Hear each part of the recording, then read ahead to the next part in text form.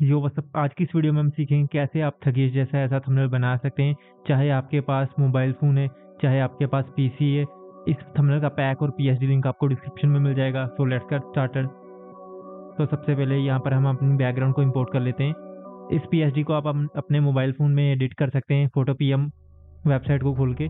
सबसे पहले हम इस टेक्सचर बैकग्राउंड को ले आते हैं, इसको एडजस्ट करके यहाँ पे लगा देंगे। उसके बाद से एक सॉलिड कलर लेंगे रेड कलर का, जिसका ब्लेंडिंग मोड यहाँ से हम मल्टीप्लाई करेंगे। उसके बाद एक हमें एक्सपोजर की लेयर लेनी है, जिसको कि हमें सिंपली इसकी एक्सपोजर को थोड़ा सा ऐसे कम करना है, -5। इतना हो जाने के बाद अभी हमें क्या करना है, जो हमने कलर की लेयर ली थी उसकी ओपेसिटी हमने 50% कर देनी है। उसके बाद हमें थगेश की अपने मेन सब्जेक्ट की फ़ोटो लेके आनी है। इसको थोड़ा सा राइट कर लेते हैं ऐसे। उसके बाद इस लेयर के नीचे एक न्यू लेयर बनानी है और आपको पैक में ये टेक्सचर डिज़ाइन मिल जाएगा। इसको लेके आना है, इसको रोटेट करना है और अच्छे से वो अपनी फ़ोटो के पीछे प्लेस करना है और ऐसे एडजस्ट करके लगा देना है। उसके बाद फिर से आपने सेम ये वाल वाला टेक्सचर लेके आना है, इसको ऐसे बड़ा करना है थोड़ा और एडजस्ट कर लेना है। उसके बाद आपने राइट क्लिक करके क्लिपिंग मास्क कर देना है, या ऑल्ट होल्ड करेंगे तो क्लिपिंग मास्क हो जाएगा। उसके बाद आपने सिंपली क्या करना है, इसको आपने सबसे पहले मैं इसको एडजस्ट कर लेता हूँ, ये थोड़ा सा ऐसे सही है, ठीक है। उसके बाद इसका ब्लेंडिंग मोड आपने चेंज करना है। उससे पहले मैं इसको एक और बार कॉपी कर लेता हूँ। इसका ब्लेंडिंग मोड में मुझे दोनों का मल्टीप्लाई रखना है और एक ही ओपेसिटी आपको थोड़ी सी कम कर देनी है। उसके बाद इसके ऊपर ही एक्सपोजर ले लेनी है, उसको भी क्लिपिंग मास्क कर देना है और ऐसे इस टेक्सचर के साइड साइड पे आपको ब्रश से यहाँ पर पेंट करना है ऐसे ब्रश। तो ऐसे करके ये थोड़ा डार्क हो जाएगा और देखने में बढ़िया लगेगा। इतना हो जाने के बाद आपने क्या करना है, सिंपली यहाँ पर इन सभी को मैं एक ग्रुप बना लेता हूँ और इसका नाम लिख लेता हूँ बैक टेक्सचर, ताकि ज़्यादा मैस ना हो, ठीक है। इतना हो जाने के बाद अभी आपको पैक में एक और मिल जाएगा। यहाँ से आपको इस आईफोन की पीएनजी को ले आना है और इसको स्मॉल करके मैं यहाँ पर रख लेता हूँ। उसके बाद सबसे पहले इसको टिक करता हूँ और इसके नीचे मुझे एक न्यू लेयर बनानी है। उससे पहले यहाँ पर मैं इसके ऊपर ऐसे पॉलीगन टूल से इसके पीछे पीछे सिलेक्शन बनाऊंगा ऐसे करके। अभी मैं बताऊंगा आपको कि कैसे इसके अंदर आप फोटो लगा सकते हैं। तो ऐसे करके जब ये मिल जाएगा, सिंपली मुझे क्या करना है, इसके नीचे एक न्यू लेयर बनानी है, राइट क्लिक करना है, फिल और यहाँ पर कलर में आके इसको कोई भी कलर दे दूंगा मैं। उसके बाद आपने क्या करना है, अपनी फ़ोटो जो भी आपने इस पर यहाँ पर लगानी है उसको ले आना है। एग्जाम्पल के लिए मैं यही लगा देता हूँ और सिंपली क्लिपिंग मास्क कर देना है। ऑल्ट होल्ड करेंगे तो क्लिपिंग मास्क का ऑप्शन आ जाएगा, और तो या राइट क्लिक करके भी। तो अभी ये मैंने पहले से बना के रखा है, तो इसको मैं इंपोर्ट कर लेता हूँ। सिंपली इसको भी मैं फिर से डुप्लीकेट करूँगा, राइट क्लिक करूँगा, फ्लिप हॉरिजॉन्टल करूँगा और यहाँ पर रख दूँगा। उसके बाद टिक कर दूँगा। उसके बाद मैं अपने मेन सब्जेक्ट की फ़ोटो लेके आऊँगा, तीसरे की, और इसको यहाँ पर एडजस्ट करके यहाँ पे रख दूँगा। इतना हो जाने के बाद अभी हमें क्या करना है, आपको पैक में ही सबसे पहले ये फायर वाली पीएनजीज मिल जाएंगी। सिंपली इसको इंपोर्ट करना है और ऐसे करके या इसको यहाँ से बड़ा करके यहाँ पर रख देना है और इसका ब्लेंडिंग मोड आपने स्क्रीन या लीनियर डॉज कर देना है। इसको एक बार डुप्लीकेट करूँगा, राइट क्लिक करूँगा, फ्लिप हॉरिजॉन्टल करूँगा और यहाँ पर भी रख दूँगा और ये एडजस्ट हो चुका है, ठीक है। इतना हो जाने के बाद अभी मैं क्या करूँगा, सिंपली ब्लैक टेक्सचर वाली बैकग्राउंड को सिलेक्ट करूँगा और यहाँ पर एक सॉलिड कलर ले लूँगा वाइट कलर का उसके ऊपर, और उसको लीनियर डॉज करूँगा। और यहाँ पर मुझे अभी सबसे पहले मैं ये जो फायर के पीछे अभी नीशू के पीछे आपको दिख रहा होगा वाइट वाइट सा, इसको इरेज करूँगा, मास्क वाला बटन दबा के इसको भी यहाँ से इरेज कर दूँगा। अभी फिर से मैं उसी वाइट वाले कलर पे आऊँगा, ब्रश लूँगा, यहाँ से सॉफ्ट ब्रश से यहाँ से स्प्लैशेस डालूँगा ऐसे करके, ताकि ये बढ़िया सा लुक आए।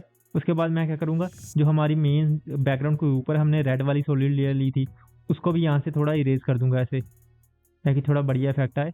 इतना हो जाने के बाद अभी मैं ये फायर पार्टिकल्स लूँगा, इसको ऐसे मैं बड़ा करके यहाँ पर रखूँगा, ठीक है। इतना सही है। उसके बाद इसका भी ब्लेंडिंग मोड में चेंज करूँगा, इसको सबसे ऊपर लेके आता हूँ पहले और ये इसको ऐसे एडजस्ट कर लूँगा। यहाँ पर इसको थगेश के पीछे रखूँगा मैं और नीशू के ऊपर, ठीक है।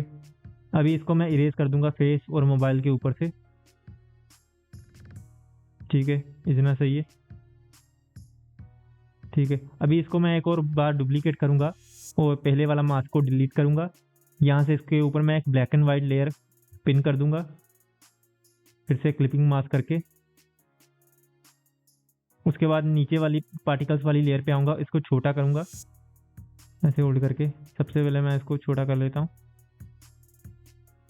कहाँ पर एडजस्ट होगा, ठीक है यहाँ पर, ठीक है। उसके बाद मास्क वाले पे क्लिक करूँगा, कीबोर्ड पे कंट्रोल आई प्रेस करूँगा तो इन्वर्ट हो जाएगा। तो ब्रश से मैं ऐसे स्प्लश डालूंगा तो ऐसे लगेगा पीछे से भी यहाँ पर पार्टिकल्स आ रहे हैं, ठीक है। इतना हो जाने के बाद अभी मैं क्या करूँगा, यहाँ से मैं कंट्रोल आर प्रेस करके ये लाइन सी लेके आऊँगा और यहाँ से मैं इस वाइट कलर को सिलेक्ट करूँगा। यहाँ पर लेफ्ट पे ऐसे क्लिक करूँगा तो ये ब्लैक कलर का हो जाएगा।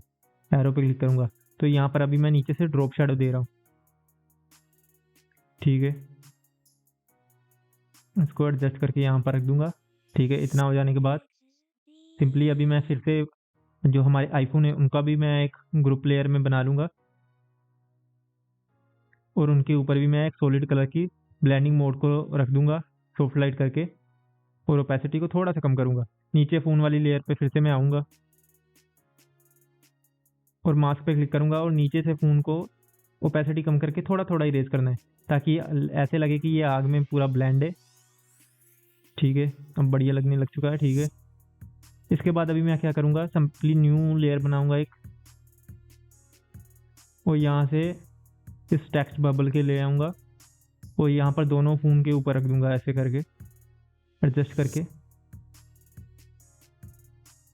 इसको एडजस्ट कर लेता हूँ मैं, टिक करूँगा, इसको सिंपली डुप्लीकेट करूँगा, फ्लिप हॉरिजॉन्टल करूँगा और लेफ़्ट वाले फ़ोन पे भी रख दूँगा। तो इसको एडजस्ट करके मैं यहाँ पर रख लेता हूँ।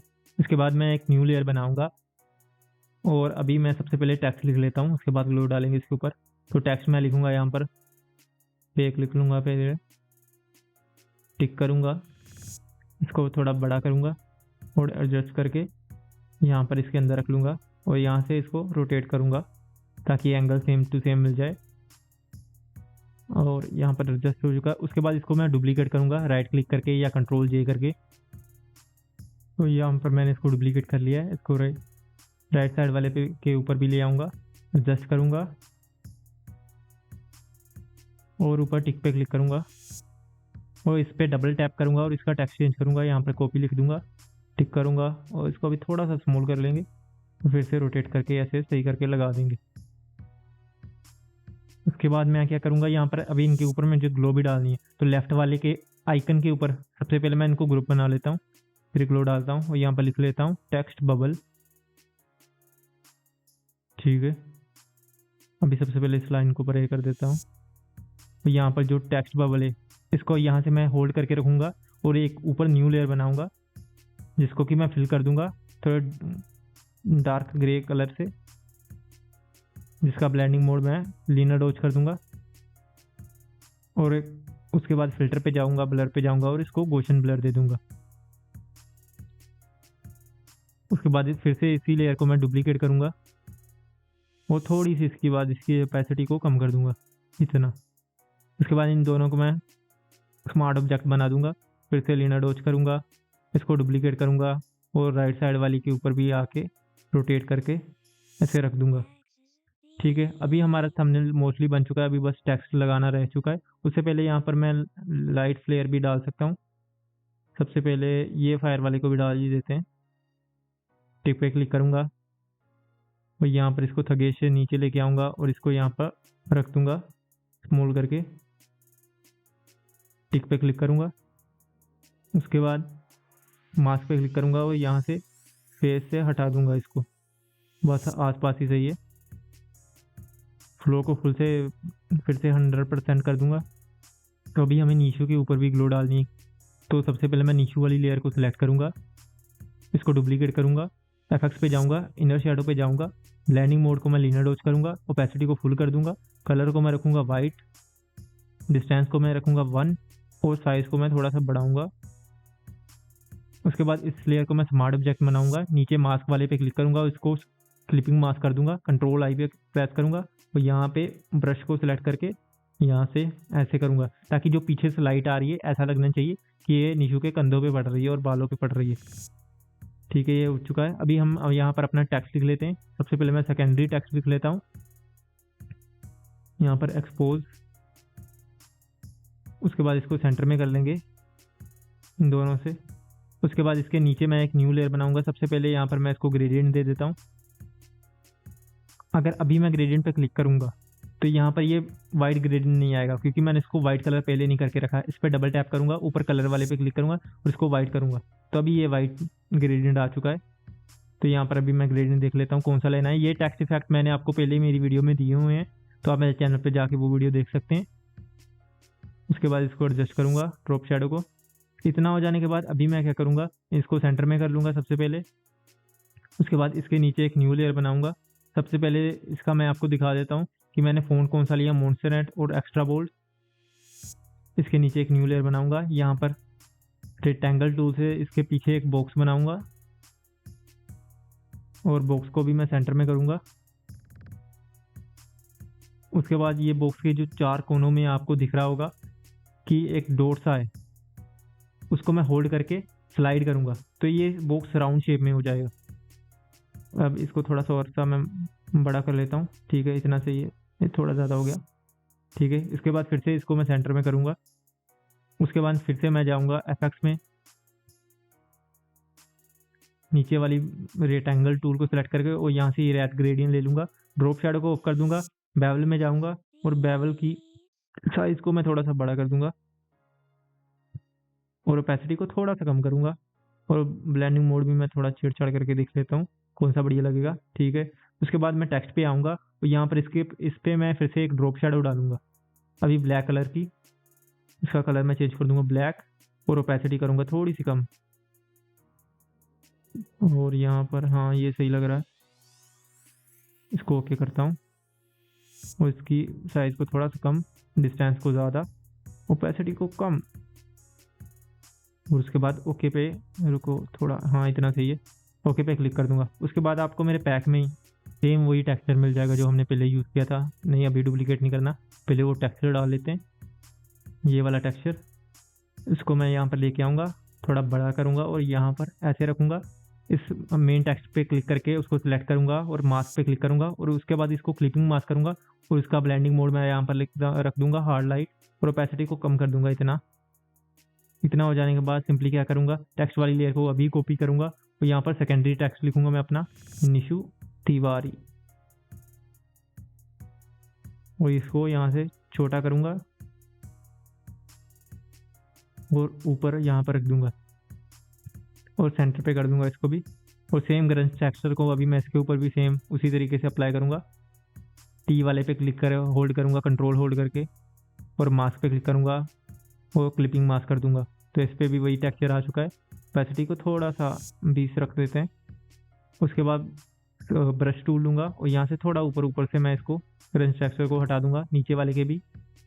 ठीक है, अभी इन सारी लेयर्स को मैं ग्रुप बना लूँगा और यहाँ पर इस ग्रुप को अभी मैं ड्रॉप शैडो दूंगा थोड़ी,